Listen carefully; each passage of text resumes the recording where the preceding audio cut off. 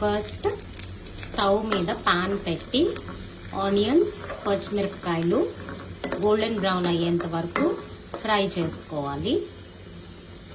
దానిలో మారినేట్ చేసిన చికెన్ వేసేసుకోవాలి.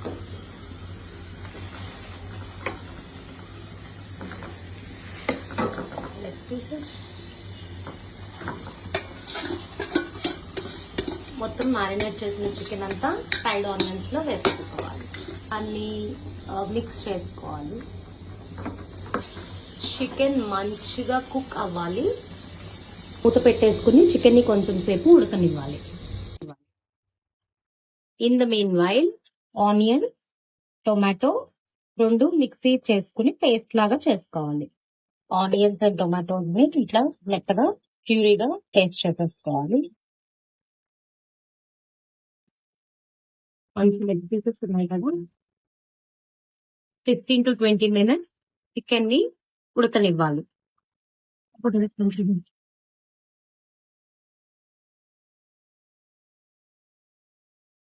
పీసెస్ డిస్టర్బ్ అవ్వకుండా చికెన్ ని కలుపుకోవాలి.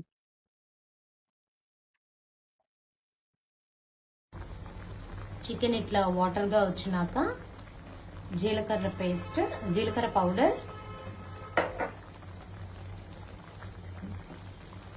ధనియాల పౌడర్ వేసుకోవాలి.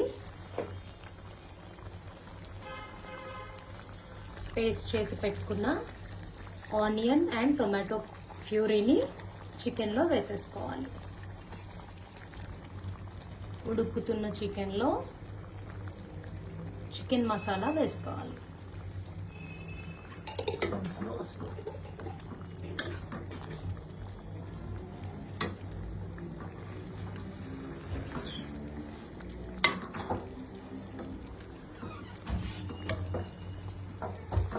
లెగ్ పీసెస్ ఉన్నాయి కదా, డిస్టర్బ్ అవ్వకుండా కలుపుకోవాలి.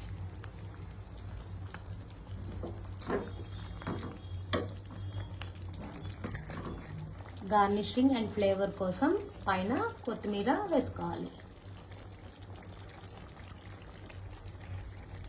మ్యారినేట్ చేసినప్పుడు తగిన ఉప్పు కారం వేసుకుంటాం కాబట్టి ఇందులో ఉప్పు కారం వేయలేదు. ఇప్పుడు యమ్మీ చికెన్ కర్రీ రెడీ. మంచిగా మిక్స్ చేసుకోవాలి. అంతే, juicy gravy yummy what not chicken curry is ready.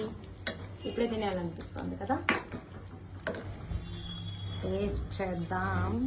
Ready. Okay, yummy.